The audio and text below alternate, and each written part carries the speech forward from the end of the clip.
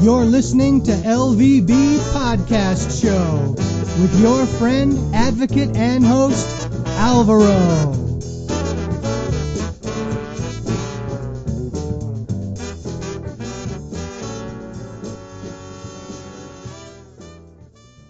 Hello and welcome to LVB Show. My name is Alvaro and I'm very happy to be with you tonight.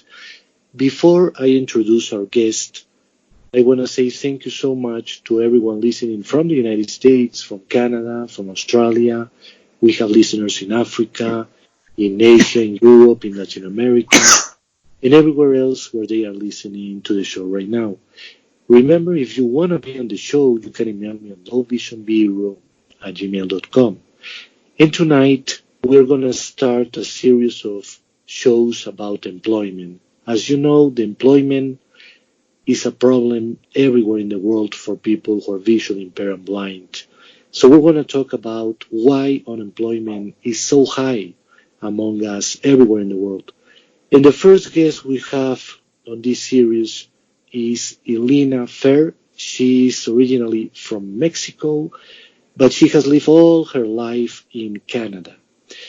And she's totally blind, and she has a lot to say, as you are going to find out right away. So, hi, Helena. Thank you so much for being with us tonight. Thank you. I'm honored to be here. It's my pleasure to have you on, Helena. And the first question maybe our listeners are wondering about you is, what is the cause of your blindness? Well, I was born premature. I was born at 6 months instead of 9 months. And so my mom said that when I was born, I had a very difficult time breathing. And it actually looked, she said, like I had no holes where my eyes were supposed to be. And so they were not very wealthy when they had me, and so mom just had me at home with a midwife. I was not born in a hospital. But when all this came up and that I couldn't breathe and it looked like I didn't have any holes where my eyes were supposed to be, they took me to the nearest hospital in a small farming town in Mexico. And so then they had to put me in the incubator, and I had to stay there for 2 months. And Mom said then after that 2 months, then my eyes opened. They could see where my eyes were. But now we don't know if I could see and I then became blind because I had too much oxygen in the incubator, or if I just never could see to begin with. So that's kind of a little bit of a mystery there with that. But as far as I'm concerned, I just say I was born blind. Now, what can you tell us about your educational background? Well, we moved here to Canada shortly after the 2 months. And so I've lived here all my life, and I grew up just in a mainstream elementary public school. And then from there, I went to high school. I graduated from high school at a private Christian school. And just last year, I graduated from a Bible college with a degree in Christian studies. And I have a double focus on peer counseling. So. Interesting, Helena. And well, you are here to discuss in general the employment situation of yourself and in general that we all face in the community everywhere in this planet. So what can you tell us about your employment history? Have you ever worked? When I was way back when in high school, I worked one summer at a daycare, and I mostly just sang and read to the kids at the daycare. And while I lived in the city for a while before I started going back to Bible college, I volunteered as a Braille proofreader. And then last September, again, I started looking for employment after I got out of Bible college, and that did not work very well. It seemed like there were a lot of problems with that. So right now, I am currently unemployed. Um, Okay, so Elena, let's go back a little bit. I want to hear your opinion about volunteering. Do you think it's important for people listening to volunteer? It may lead to a job, maybe? I think it could. I think it gives the potential employers a chance to see what you are capable of as a visually impaired or blind person. Because sometimes they don't see that. There seems to be a lot of stigma around where they don't see it, or they think of all the hurdles, like how is this going to work? How are they going to read, or how, and they don't see it. You don't get a lot of opportunities to show it until you actually do something to prove it. So I think volunteering is a good way of being able to prove that.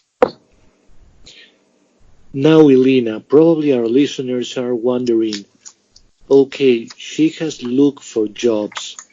Can you tell us how have you done that? What kind of tools have you utilized to try and find a job?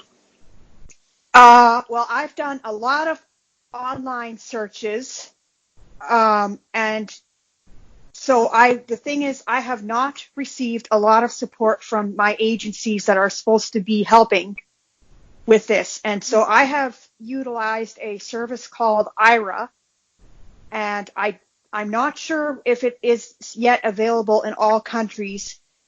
It is a paid service, but if you can get a job, what they call a job seeking promotion, and that part will be for free. So you can actually sign up as an IRA guest and without having to pay for it, and you can do the job seeking for free. And what it does is you have an app on your phone. So you would need to have a phone, either iOS. I don't know if it works on Android. I don't have an Android. I have an iOS device.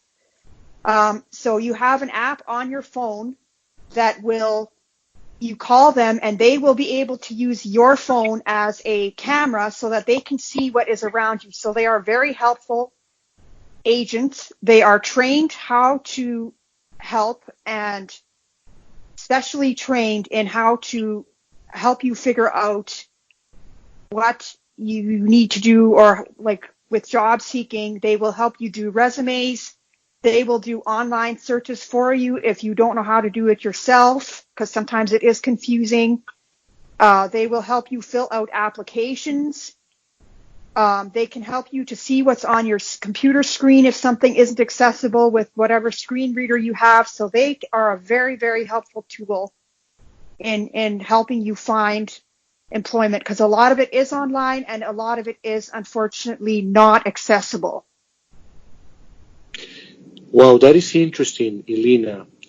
Actually, for our listeners, soon enough, I'm going to be interviewing someone from IRA to explain all about this wonderful service available right now in the United States, in Canada, and I do believe in the UK. So it's a wonderful service. Okay, I Elena. also think in New Zealand as well. Okay, good point. New Zealand, you're right. You're right about that. Now, let me think. So here you are using IRA to do online search and looking on job sites as well, I am guessing. Like, for instance, are you signing up on Indeed? Yes, I did try Indeed. I tried ZipRecruiter. What else did I try? I just tried so many different things. I can't even remember what I all tried, but I tried just dozens and dozens and dozens of things. I even tried signing up for applying for Apple. Oh, wow. Yes. And Elena, people would think, and I know someone who works at Apple in New York City. I wonder, do they hire a lot of people with disabilities at Apple? I'm not sure. I know that the people that I have talked to when you phone Apple Accessibility to get help with your voiceover and stuff, I've heard from some of the people, they would say things, just as in the process, through the thing, they would say, oh yeah, I know what this is like because I have a little bit of a vision loss or something. But totally blind, as far as I know, the programs that they have are not accessible, that they require the employers to use is not accessible for totally blind people. So you would have to have at least some vision to be able to do that. That's hard to understand to me, Helena. For our listeners, Apple has been leading the way on mobile devices about accessibility.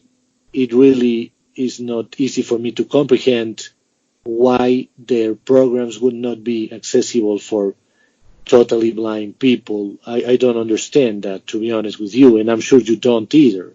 No, I find that very frustrating. Believe it or not, their application process is completely and entirely accessible. I did the application process all by myself. I was able to do it without the help of Ira or any other service. I was able to do it by myself. So I never heard from them back, but at least I was able to apply. And that's actually the one application process, like the place that I applied for, that actually was accessible with the application itself. Okay, that's a beginning, but they have to step up to the plate and improve a lot the other part you are saying. Yes. Now, let's see. You join those websites. I'm guessing you uploaded your resume to those places, right? Yes. Okay. Do they require a cover letter? Some of them did, and some of them did not. I think it's always best if you have a cover letter. But some of them, as far as I know, you just had to upload your resume online, and then they would take you through what they would call an assessment. And that was the biggest problem, is a lot of their assessments were not accessible. They would ask you the questions, like, for instance, about spreadsheets. Like, for instance, what do you see here? And then they would show you a picture of 3 paint buckets. That was one of the things that we found very difficult. Well, my screen reader doesn't tell me anything about paint buckets. What we found out is that is for shading and stuff, an icon for shading, but JAWS wouldn't tell me that it looks like a paint bucket. But that's what we would see on the screen. And the other thing is, too, of course, since it's a picture, JAWS or VoiceOver isn't going to read the diagrams, and that would be a lot of their questions. So if you don't pass that, then they just say, okay, well, then you're not eligible for anything past this, and then you just don't get chosen as, you don't get to be interviewed or anything like that. Okay, so my further question about this is, okay, so I'm not understanding some things about this, Helena, for our listeners, and is that if we are in a more inclusive planet, or supposedly that's the case, you would think that all of these assessments would also include people with disabilities and would also include people who are blind, obviously. Yes. But they don't. They don't. Now, my question is, are you able to send them an email and say, look, I tried this, it didn't work because you guys don't have this accessible for everybody? Have you been able to do that, Helena? I have sent the emails, and I just have not gotten positive responses back. A lot of the times, it's like they just don't care. Okay. And a lot of the times, too, you don't get the emails or the contact for anybody until you get past these assessments. So you can't even contact them to talk to them and explain to them that, look, I'm applying for this job. This is the reason why I can't fill out the application process. Well, in my view, and that's only my view, Elena, this is discrimination because you are not able to apply as others are. And that's not giving you the opportunity to have an equal opportunity for that job opportunity, you know? So that's not fair with you, you know? No, no. And I wonder, Elena, if you can please tell me, do you know, um, out of memory maybe, what's the law in Canada regarding disabilities and digital materials compared, for instance, like to the ADA in the United States? Honestly, I would have to say I don't know. I've done some research and I found that the unemployment rates in Canada are more than 70% for people with visually impaired. So it seems like there's a discrimination even, it's not just people with disabilities in general, it's people with visual impairment. It seems like that's where the problem is.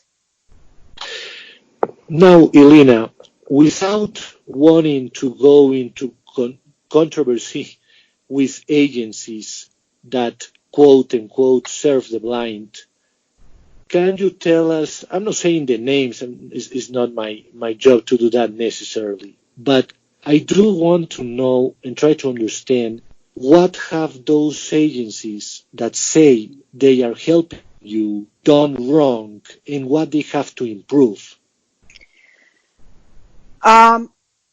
I think that they could do a lot more with advocating for their clients to the employers. They could do a lot more with educating the public, because right now the problem is that educating the public is pretty much all on the responsibility of the blind person to do the educating. We have to do the educating ourselves. But the problem with that is that a lot of times, especially when it comes to government agencies or employers, or, nobody wants to hear something that is just going to come from me. They want to have a credible, somebody that they think is credible as an expert. They want to have that person come in, step in, and verify everything that I say, so that I'm not just saying it as if it's just coming from me. They want to hear it from the other people. But the problem is these agencies, it seems like they want me to do the educating, and the employers want them to verify everything that I say. So it's kind of like the blame shifts, or the responsibility gets pushed on. One person says, nope, you're the one who's supposed to be responsible. The other person says, nope, you're the one who's supposed to be responsible. So it's really difficult then to do anything in terms of actually educating the public, because the public wants to hear it from the agencies. The agencies want me to tell the public. I understand what you're saying. Yeah, that's something that definitely needs to improve. And the other thing I wonder is, do you feel, Elena, that if you want to work, I don't know, in a hospital, let's say, or if you wanna work in a restaurant, or if you wanna work in maybe in a law firm. Yeah, law firm could be too. I'm just trying to find some examples.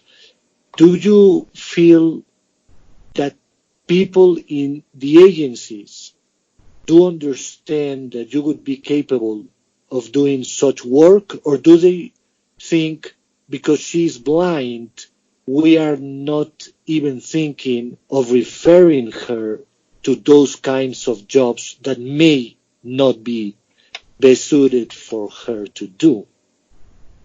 Well, in my opinion, I would say the agencies would kind of say, like, if you think of it, it's kind of like goes back to when you were in school, you probably got asked, well, what do you want to do when you grow up? Right. And so this is kind of the same thing. It's just like, here's the big open sky. What do you want to do? And you tell me what you want to do, and I'm going to try to see if we can make it work. So Right. then, okay, now here's what I want to do. For instance, I want to work at, like you said, a law firm, or I want to work at Apple. Okay, well, but now all of a sudden, okay, but now here's the problems. You can't do this because of this. You can't do this because of this. Well, then but they're asking me what I want to do, but they don't want to then, when the problems come up, because there will become hurdles and challenges. I'm not saying there aren't challenges, but they can be overcome. Right. But then it's supposed to be my responsibility to figure out how I'm going to overcome the challenges. Because then suddenly nobody wants to have a part in making that, supporting that to help me overcome that. I'm supposed to do on my own. You know, Helena, I am going to interview someone who I'm sure is listening right now to this when we post this episode, Marco from New York City, and I'm sure he's gonna say the same as you are saying, Helena, in terms of sometimes the first discrimination comes from the agencies that don't believe in my abilities in the first place. And that's a problem too, because if they limit you, and they start saying, nah, you cannot do that. No, that would be too hard. No, this, I don't know. Then that's a bigger problem. You know what I mean? Because then you have to convince them about something they should already know.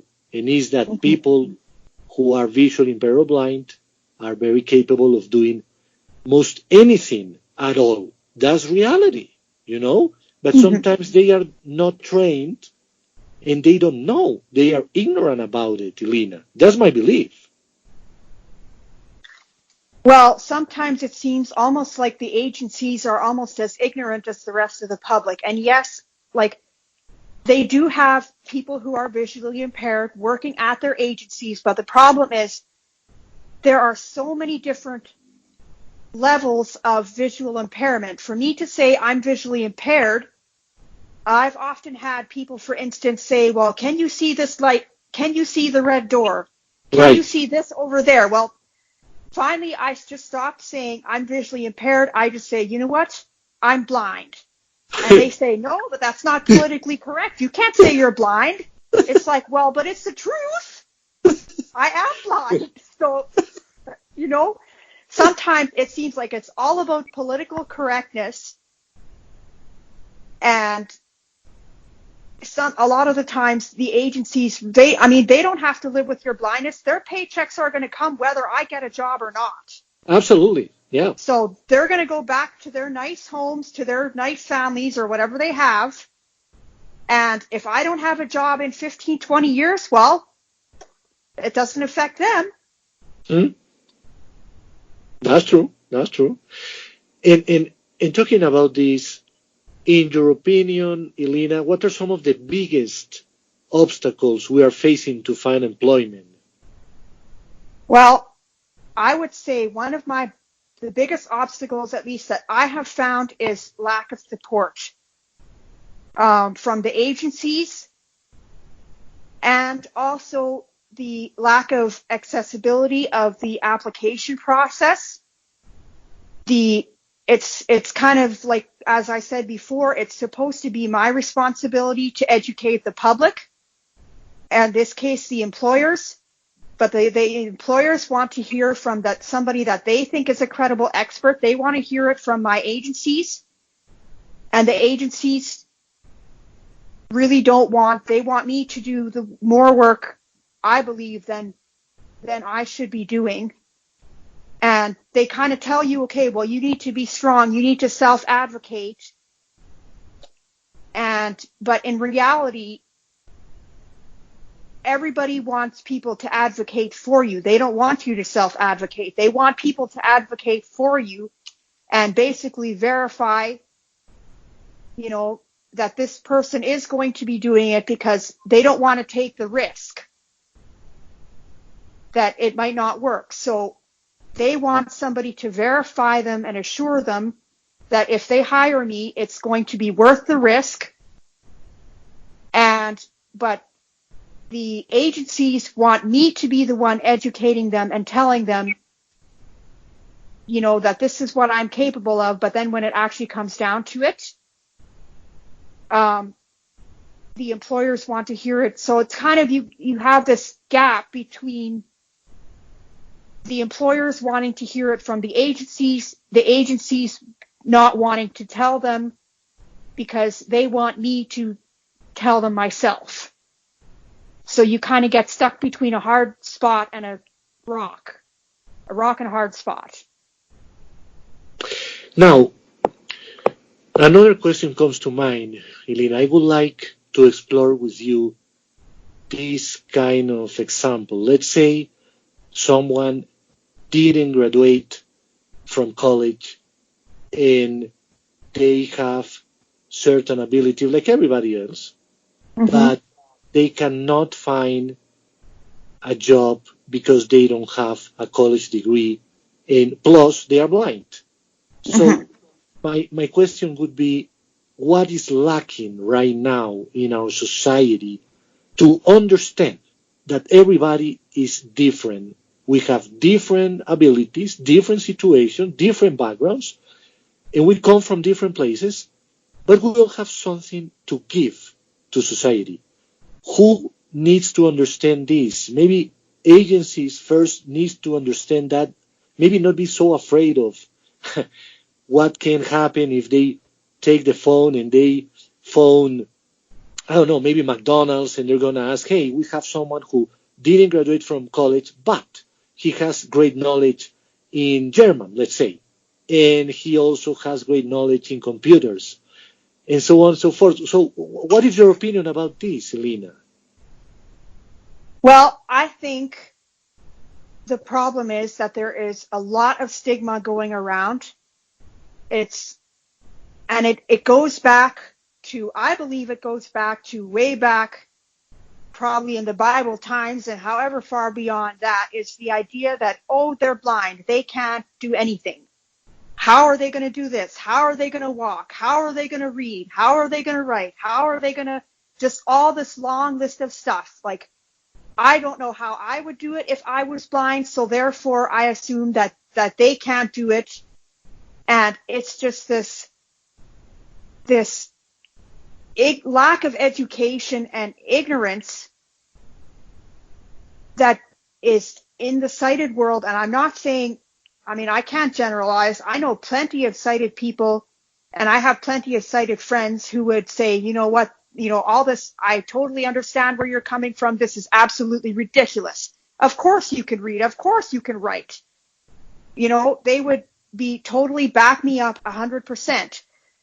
But still, among employers, there is still a long way to go in trying to convince them of that, and trying to get them to take the time so that I can prove it to them, because that's the problem, is like you're trying to educate people who really, it seems like either they don't have the time, or they don't want to be educated, or they don't think they need to be educated, or something. But it's kind of like you're fighting against the current, trying to educate these people who either don't want or think they don't need, or some reason that there is not enough education. Now, Helena, I would like to know, what kind of technology do you use in your daily life, and that can help you when you find a job be able to be more productive using that kind of technology? And I ask this, Helena, for our listeners who are also looking for work, and they are wondering what kind of technology can help me fill applications, use my computer, etc. Yes.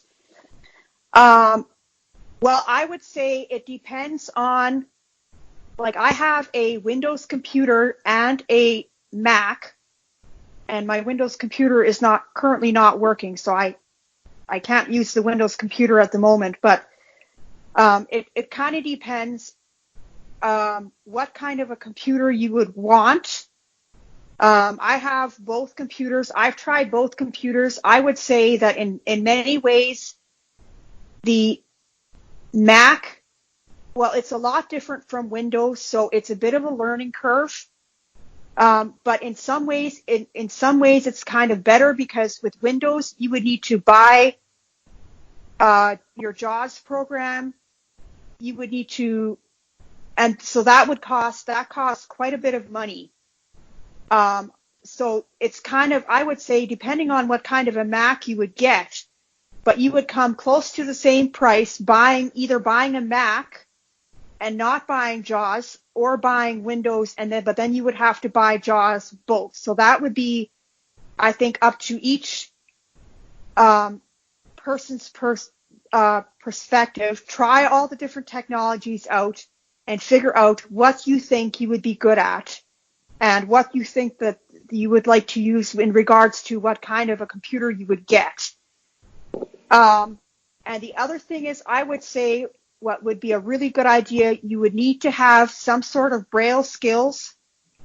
It would be a good idea to have a Braille note taker or some sort of a Braille display, because that will make it much easier to have stuff available to you in Braille. I have found that there are a lot of things I can do with an Amazon Echo device, such as simple research things, like I could ask it questions, or ask it, what is the, for instance, like stuff on Wikipedia. I could say, tell me about Wayne Gretzky, or tell me about who wrote Doctor Who, or something. But, I mean, you could do job-related things like that, too. So simple things like that you could do with your Amazon Echo speaker, or if you have a Google Home, you can do that with a Google device as well. So I would think that would be a good thing to have with things that you can do with your voice. So you don't have to do anything. I mean, you have to set it up, but you don't have to do anything with your hands. You don't have to press buttons and do a lot of fiddling around with it first before it'll work. I mean, it may take a little bit of time to set up, but then when you've got it set up, then you pretty much use your voice to activate it and get it to do what you need it to do. And you can do things like put things in your calendar, put reminders for yourself, set timers for yourself. You can actually get it now to read you your emails. You can do fun things too with it, obviously. You can play games with them as well, but for work-related stuff, I mean, there's simple things that you can do with it, so that you don't have to do as much while you're trying to type on the computer with your hands at the same time. So that gives you an opportunity to keep your hands on your keyboard and use your voice then to activate this device. And also, Helena, you can use a smartphone as well, right? Yes, you can use a smartphone. You can download the Amazon app. I don't want to say the word because it's going to wake up. I happen to have 4 devices. It's going to wake them all up, and then they're all going to start talking to me and saying, sorry, I don't understand right now.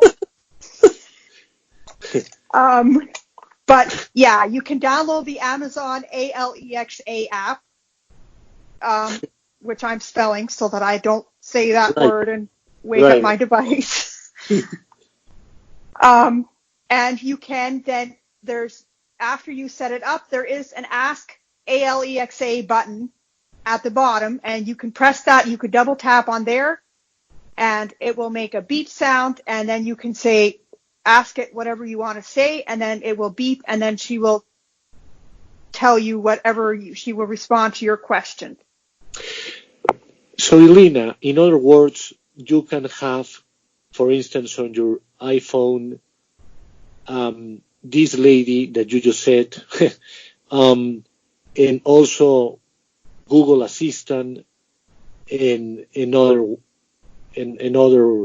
assistants as well. But what I'm trying to say is that this lady, not to set it trigger up, it works on the iPhone well to ask questions, right?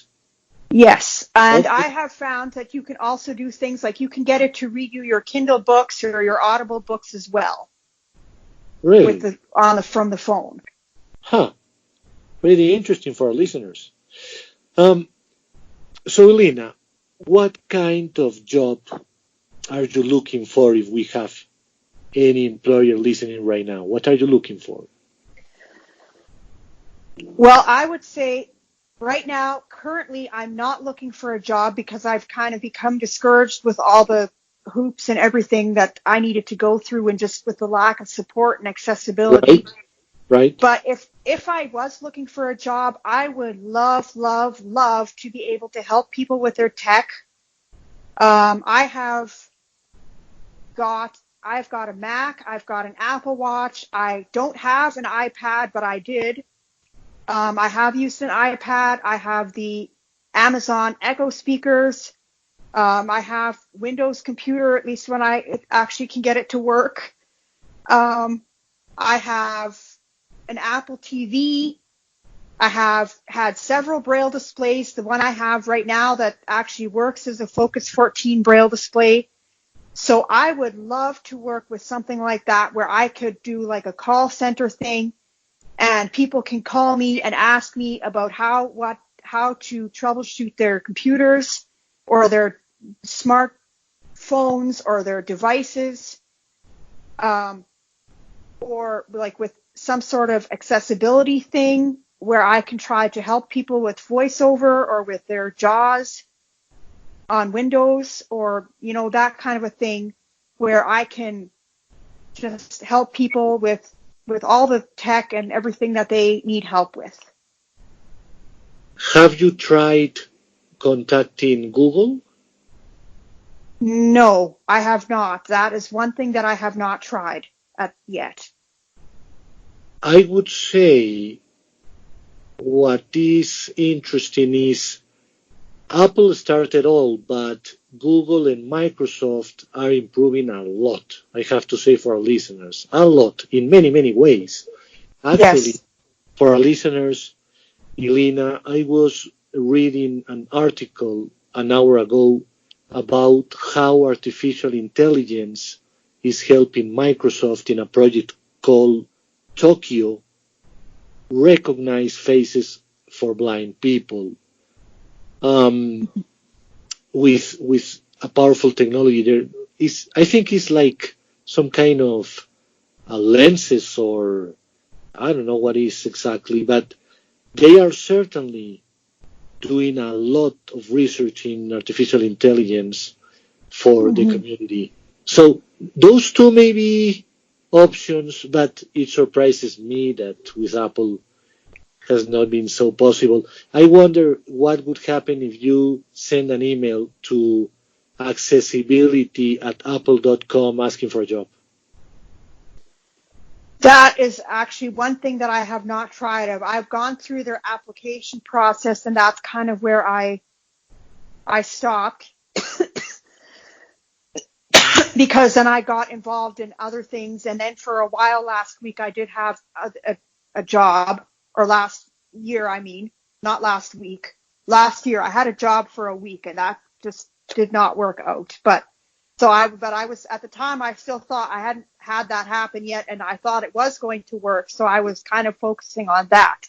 So I never did get around to asking Apple Accessibility or Google. That would certainly be one of the things that I could try. Now, we have discussed offline this subject a little bit, you and me, Helena, back and forth, and tell our listeners, who do you think needs to change, to improve, to to be more conscious about this situation in terms of becoming more aware that they need to pay more attention to us all. Do you think everybody needs to do their part? Yes, I think everybody needs to change. I think we, the blind people, need to do more self-advocating. But I also think that we need to be given the opportunity to do that self-advocating, because if you don't have the opportunity, then you can't do anything. Then you're just trying to butt your head against a brick wall. So I think it kind of goes all around. The agencies need to do some more improvement. We blind people need to stand up and advocate for ourselves more, and actually just be strong and be bold and just say, okay, I'm the one with the visual impairment. I'm the one who's blind. I'm the one who's got to live in my own skin every day. And therefore, I know what I need, because I have that life experience that, that tells me, well, this doesn't work or this does work. And I have to be the one who knows what works for me. And if that goes against the agency policies, or that goes against what people have been taught, well, that's just too bad. Because I'm the person who's blind, or, to those who are visually impaired, you're the person who has to live with your disability, not the agencies, not your employers or the potential employers, not the public, not the sighted world. You alone are the people who have to live with your disability. And so you have the best experience, the life experience, that you need to know, okay, this doesn't work or this does work. And, maybe one thing works but something else works better. And, this is what works best for me. So this is what I am going to do. And then you need to be strong and advocate for that and stick to that. But the employers also need to become more, aware and pay more attention and make things be accessible, because with the inaccessibility, it's as far as we've come with technology, it seems like there just shouldn't be an excuse, to have things be as inaccessible as they are. There just is no excuse anymore. There shouldn't be. For our listeners, I have to agree with you, Helena, what you just said. I think it has to be repeated. No more excuses, please. It's not the time anymore for that. So it's absolutely true. And Helena, people who have listened to this show for 9 years now know that I'm a very positive person. So I have a question related to what's the biggest lesson you think you have learned in your life growing up and living, being a blind person?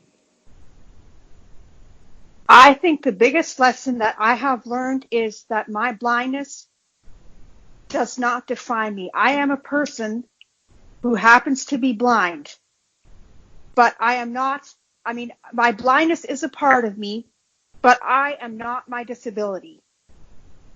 And my disability does not define me, and it also does not stop me from being a blessing to those around me. Because I am a Christian, and I believe that God has gifted me as much as he has gifted anybody else. And I have, he has gifted me with abilities. He has gifted me with strength. And he has made my blindness to be a blessing.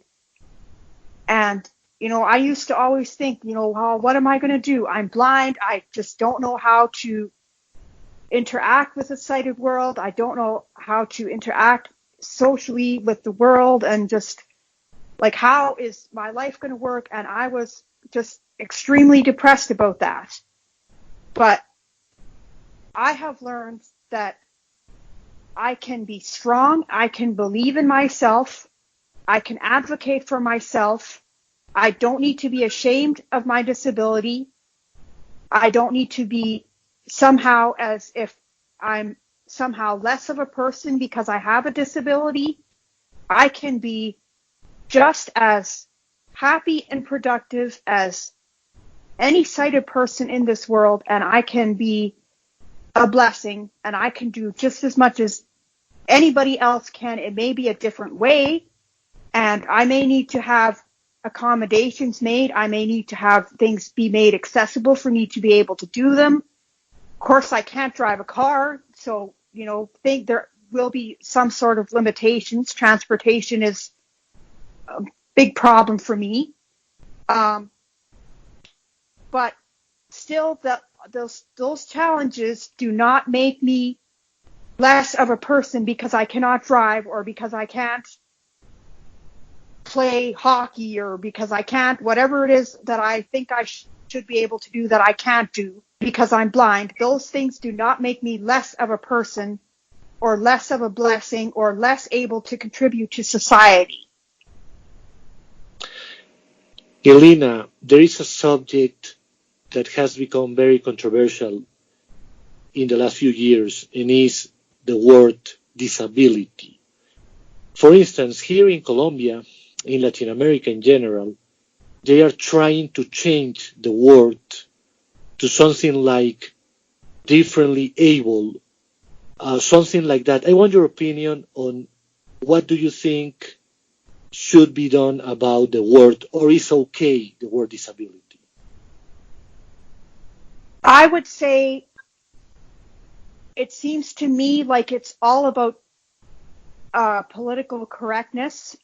And I would say that as long as it gives dignity to the person with the disability, or as you say, who is differently abled.